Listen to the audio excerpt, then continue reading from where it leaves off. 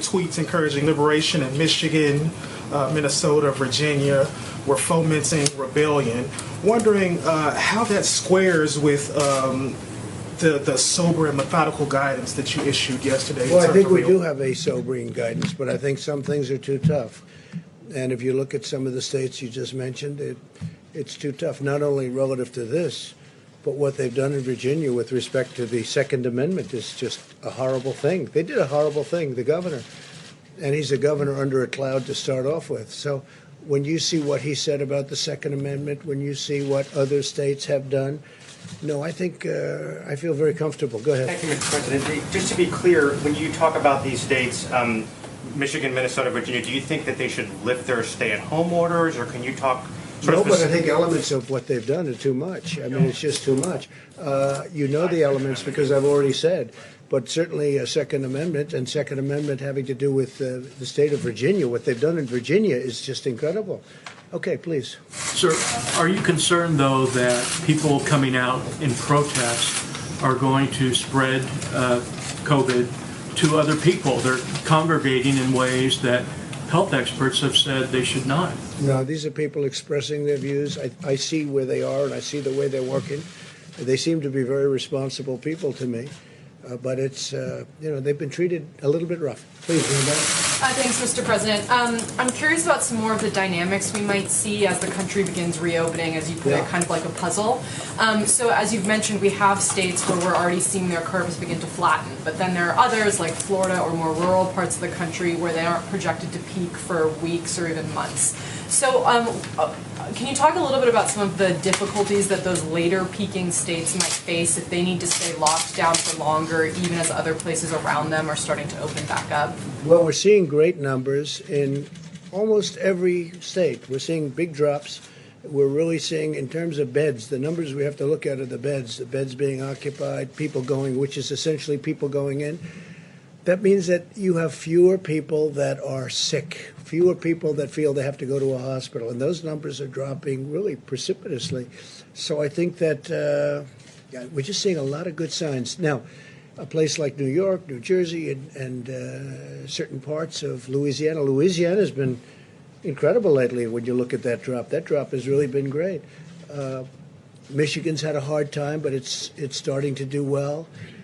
So I just think Illinois is another one. You look at some of the numbers, but everyone is dropping, and they're dropping rather quickly. We don't have any hot spot that's developed where all of a sudden you say, well, other than we did have a meatpacking plant or two where, incredibly, we had some, you saw the number was rather incredible. It took place in that plant. People could ask about that. I wonder who owned that company.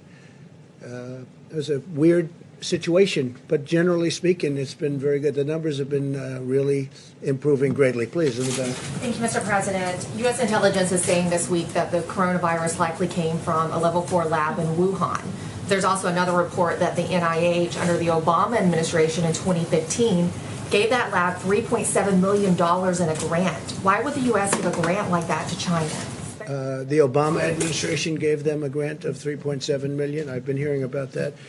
And we've instructed that if any grants are going to that area, we're looking at it literally about an hour ago and also early in the morning. We will end that grant very quickly. But it was granted quite a while ago. They were granted a substantial amount of money. We're going to look at it and take a look, but I understand it was a number of years ago, right? So you are. When did you hear was the grant was made? 2015. 2015. Who was president then? I wonder. Okay.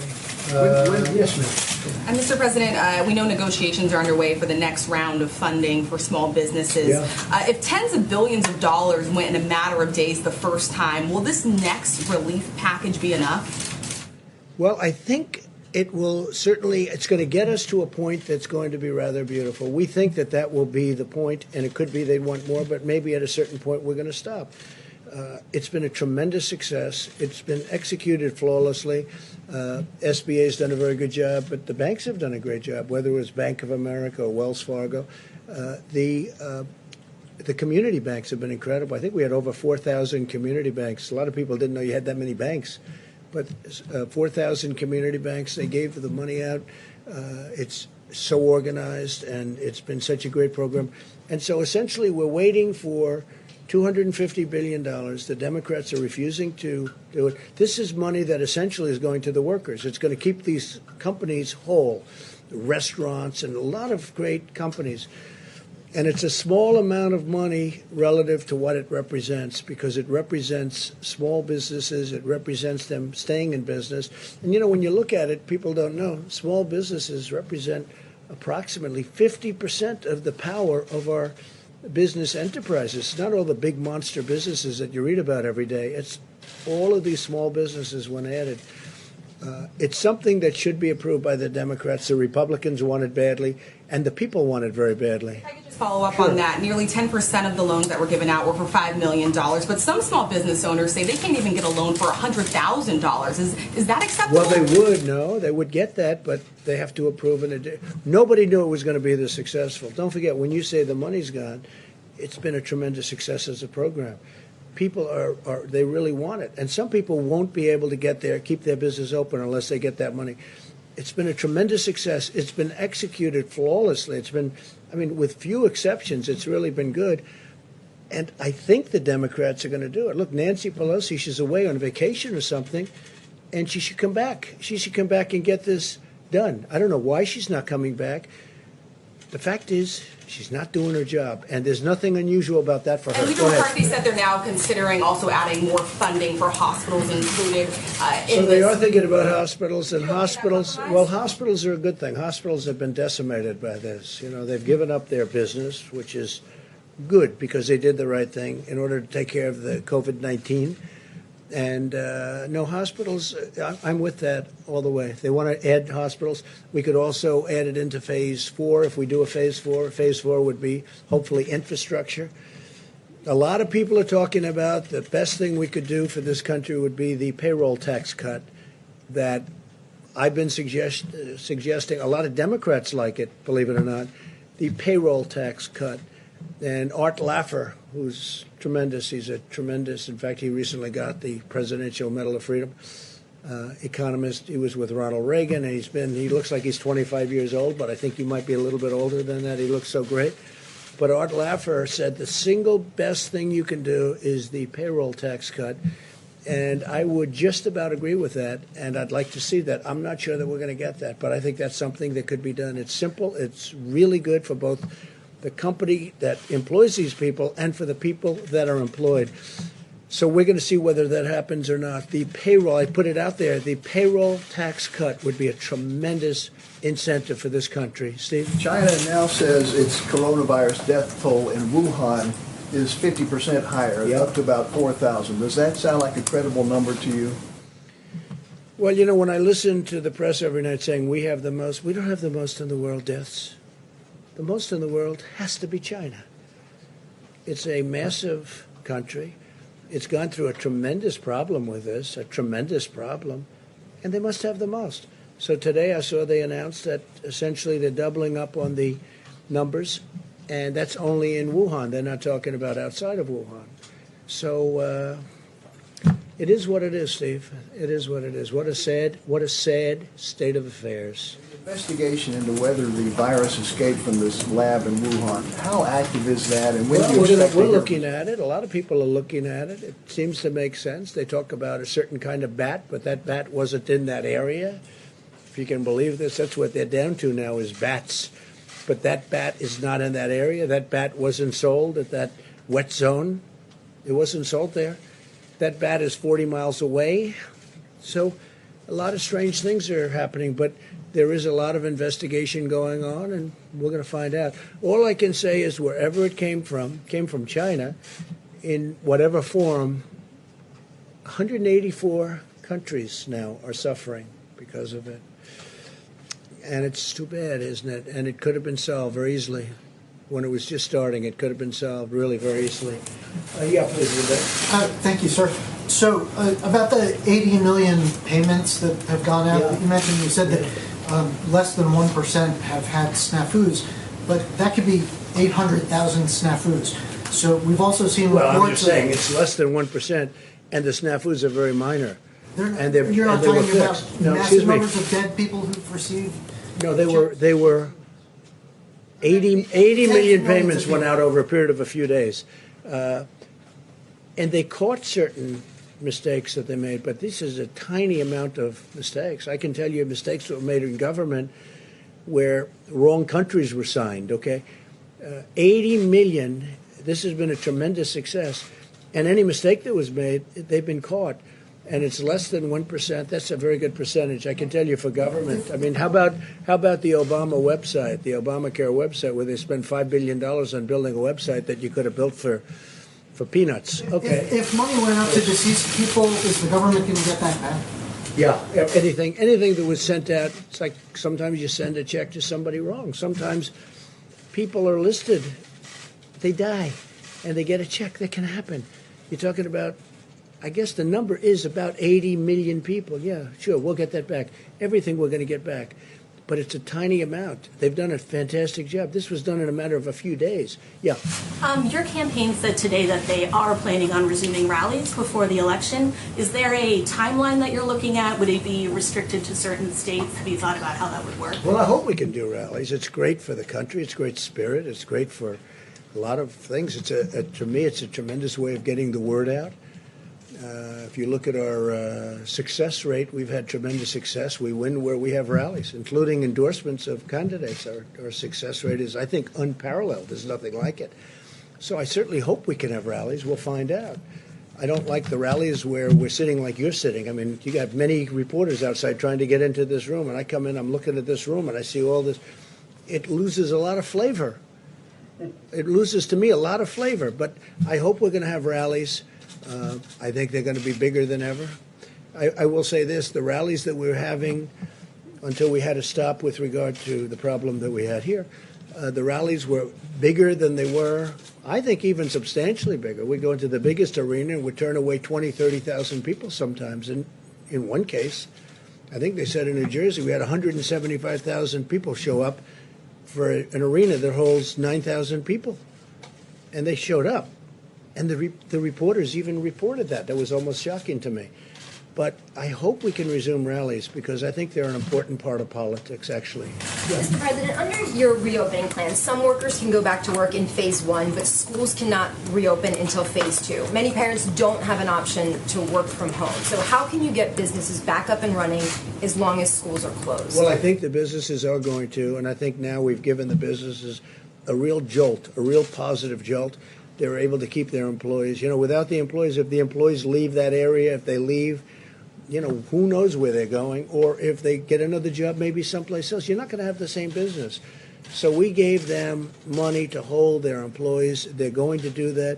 We hope we can do $250 billion more. It's absolutely so inexpensive compared to what it represents, and we hope that's going to happen. But I think, I really think, look, you see it with the stock market. The market was up 700 or 800 points today. And if you would have told me that we would have a virus, the likes of which this world has not seen since 1917, which was the Spanish flu, where anywhere from 75 to 100 million people were killed, and that we'd have a stock market that's not far below its all-time high. And it's starting to get a little low. You know, then you had a 1,000-point increase and a 1,200-point increase. So now we have a stock market that's at a point where it's not very far away from where it was, and we've gone through a closed, literally a closed country. Remember this also. I mean, we have had a closed economy. We had the best economy anywhere in the world by far. We had the best economy we've ever had. And remember this, the dollar is very strong. And strong dollars are overall very good. But it does cause problems. It's harder to sell outside of the country, et cetera, et cetera. It's a little harder for manufacturers. Sometimes it's a lot harder. Everybody wants to invest in our country. Everybody wants, and you know, we're paying almost zero in interest, like in some cases zero. We've never had that before. People want the safety of our country. But if you would have told me that a market was where it is today, and today we had almost, I guess, more than a 700-point increase, and we're at a point which is, you know, it's not what it was, but it's not that far off, I would have told you that's got to be an impossibility. The reason that is because there is a great pent-up demand. this country's going to come back, and it's going to come back strong. We have to get rid of the virus. We've got to open up our country. We're going to open it up in quadrants. We're going to open it up as states. Some of the states should get together and they should work on their own borders and everything, because you don't want to have people pouring through a border of a state that isn't infected, and you have people coming perhaps outside. That's one of the reasons I was asking Tony 2 days ago about masks. Well, why in Wyoming or Montana would they have to wear masks? The numbers are very good. And the reason, if somebody comes from outside, which is very severe, but it's, again, and it's going to be up to them. It's a recommendation, but we'll see.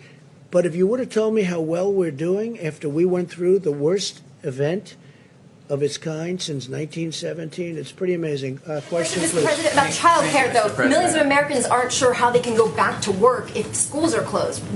How can they have their kids taken care of? Is your government considering something in addition to helping employees stay employed to help them take care of their kids? It's a good question. I think the schools are going to be open soon. I think a lot of governors are already talking about schools being opened. And we do have to take care of our seniors, because we've learned a lot about this disease. We've learned, call it a disease. We've learned a lot about this plague. And we have to take care of our seniors. We're going to take care of a lot of people. But I think the schools are going to be open sooner rather than later. And I understand, and I've spoken, some governors are already thinking about getting the schools open. I have a young boy who goes to school. I'd like to see him go to school.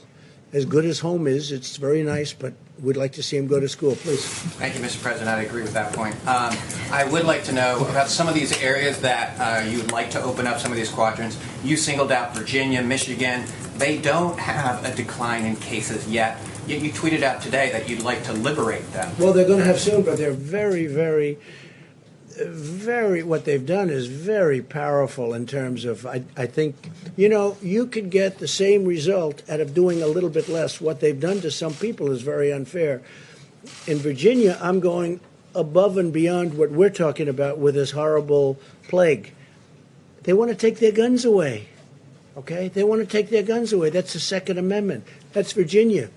You have a governor who really, I guess he should be under siege. He seems not to be. If he were a Republican, he'd be under siege. But he seems to have escaped something that was pretty bad, including what he said about birth, including what he said about many different things.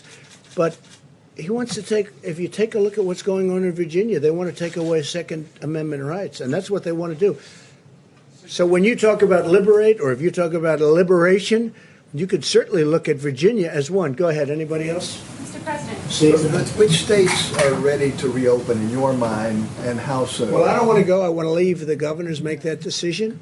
We're watching very closely. If we see something happening bad that we think is wrong, we're going to come down very strong on that. Very, very strong. The federal government has a lot to say. We have a lot to say beyond what anyone understands. And we think, and I've gotten to know many of the governors, many Democrats too. It's Republicans, and I knew the Republicans. I knew some of the Democrats, but I got to know a lot of them. I think it's going to be in the hands of a lot of good people. I think a lot of good people are looking at this, and they want to do what's right, Steve. The Vice President is traveling soon, I think tomorrow, to Colorado. When are you going to be in a position to travel again? Well, they'd rather not have me travel. I think I've been in the White House, I don't know, for months. I don't know what it is, but it's for months. Other than I did leave to say goodbye to our beautiful ship, right? The Comfort, as it left Virginia, where it got out of dry dock. It got out of maintenance very early. It was supposed to be there for 4 weeks. It was there for a few days. Literally, we got it up to New York. I mean, they didn't need it like. Well, I wouldn't say we hoped. I'm glad they didn't need it. They didn't need it. That was a good thing. They didn't need the convention center, 2,500 beds, or depending on your definition, 2,900. We ultimately converted it to COVID. The Army Corps of Engineers and FEMA, the job they did was incredible. But that's a sign that they're making progress in New York. If you look at that, we built it. It was ready. It's there now. It's ready. We converted it to COVID. It wasn't supposed to be for that, at the request of, frankly, our side. Then ultimately we converted it, but there is much less demand. That's such a good thing. I mean, I'm not complaining about that. I think it's a great, that means New York's making progress. Is it important to you that Vice President is going tomorrow? He's going to Colorado? I think he's going to the Air Force to make the commencement, right? Yes, sir. Oh, I think it's great. I think it's great. If he's going to make the commencement, I hear they're going to have a very spread out crowd. Yes, sir. They're going to be, I will say, they are going to be socially very good. They're going to be very far apart. That'll be very interesting. I think I'm going to watch that one. No, they're going to be, they're going to have a good spread, a good distance apart. I spoke to Mike about it. No, I think making the commencement speech, I'm doing it at West Point, which I look forward to. I did it last year at Air Force. I did it at Annapolis. I did it at the Coast Guard Academy. And I'm doing it at West Point. And I assume they've got it. And I understand they'll have distancing. They'll have some big distances, so it'll be very different than it ever looked. Do I like the look? No, I don't. And eventually, next year, they'll have a commencement which will be like it's been, like when people like this, our great admiral who's done such a great job, when he graduated from where he graduated, me too, we're nice and tight. And that's going to happen again. I don't want people to think that this is going to be like this forever, but for a period of time, we're going to have to keep it that way. That includes baseball games and football games and other things. But eventually, as this virus goes away, it's going to be better and better. Director, it's going to be better and better, and we're going to get our lives back to the way they were. You know, one thing that bothers me, a couple of restaurateurs called, and they said, I mean, sir, I barely made a living with 150 seats. Now, if I do what they want me to do, I'll be down to 25 seats. And I can't. I said, yeah, but you're not going to be there forever. And he didn't really know that. He thought that they were going to take 150 seats, move it down to 25 to 50 seats, depending on the way he laid it out. He said, don't worry about it. Eventually, you're going to be back to the scene that you used to have, which was, look, I could tell you about, and I'm not going to do it because I didn't want to bring it up, but I could tell you about events that took place. And I said things like, you'll never do that again, or you'll never do this again, or I don't even want to mention the events. I don't want to mention what you're supposed to be doing. Because, and you know, one of them was so horrible. I said a certain industry will be out of business, never happen again. 2 weeks later, it was like nothing ever happened. Hopefully, we get rid of this. We have tremendous talent up here and all over, including governors, including local governments, state governments. I look forward to the time, to me, when we can really normalize. But normalizing is being back to where we were. Yeah, please, go ahead. Mr. President, some of your allies are calling for China to be stripped as host of the 2022 Olympics. Wondering what you make of that. Is that something that you would consider, or? So I just made a deal with China where they're going to put in $250 billion of product. They're going to be buying 50 from 40 to 50 billion in farm. I want to see what's happening with China. I want to see how they're doing on it. Are they fulfilling the deal, the transaction? We have a lot of discussions going on with China. Let me just put it this way. I'm not happy, okay? I'm not happy. And I spoke to them, and this could have been shut down a long time ago. They knew it, and we couldn't get in, and in all fairness, World Health couldn't get in, and that's why I wish they took a different stance. They took a very pathetic stance and a very weak stance, but they say they couldn't get in.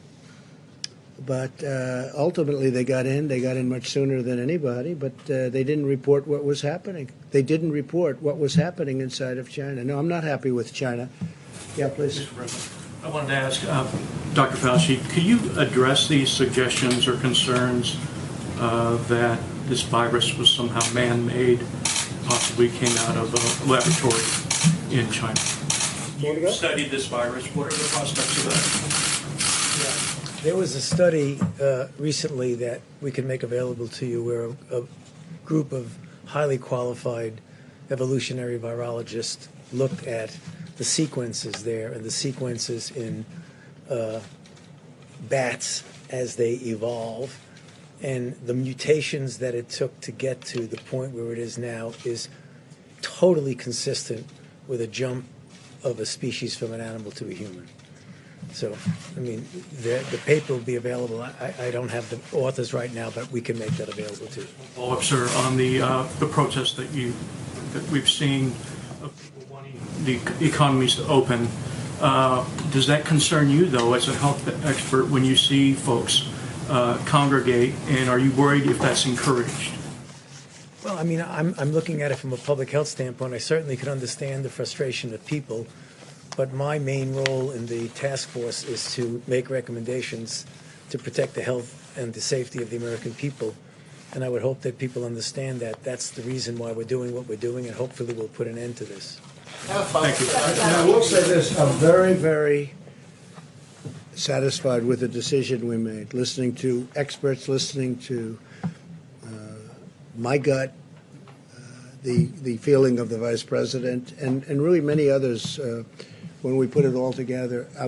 Look, if we didn't do what we did at the time, we could have lost more than 2 million people. I really believe that.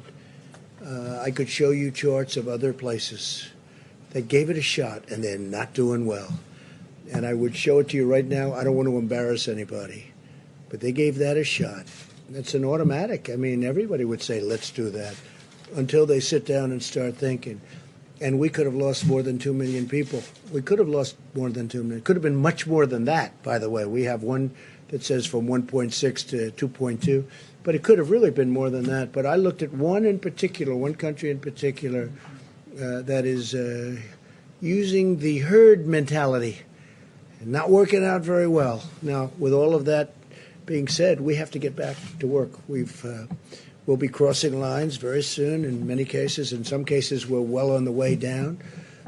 In other cases, we're right at the top and heading down. We're heading in the right direction.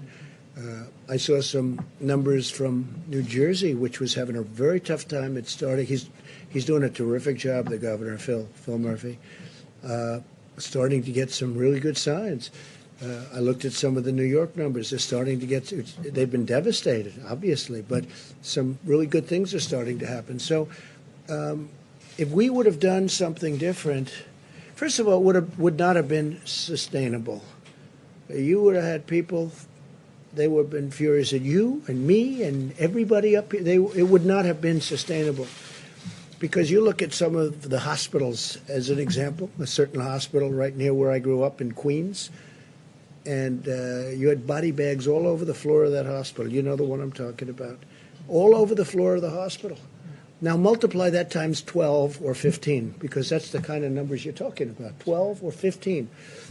And it would not have been there would have been an insurrection. Nobody would have understood that. Whereas right now, nobody can be blamed, and there is no blame. We're all in a situation that was caused, that should have been solved long ago. It could have been solved probably very easily. Look, this is a tough enemy, but probably very easily if a certain country did what they should have done. And we're just starting to learn those facts. But what we did was the right thing.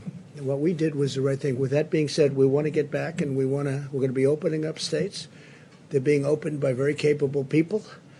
It's also point of sale, as they say in a different business. It's the point they'll be able to look at that, where the testing is taking place. We're going to help them with the testing. We've developed some tremendous tests over the last little while, and we're going to work with the states, so we're going to help them.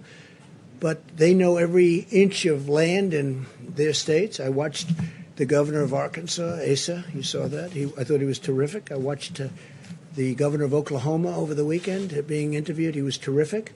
They've done it a little bit differently, and they've done it tight, and they've done it strong, and they were very prepared, and they had more beds than they needed, and that's a good thing. But I've seen some very, very good things, and I think you're going to have some very positive events taking place over a very short period of time.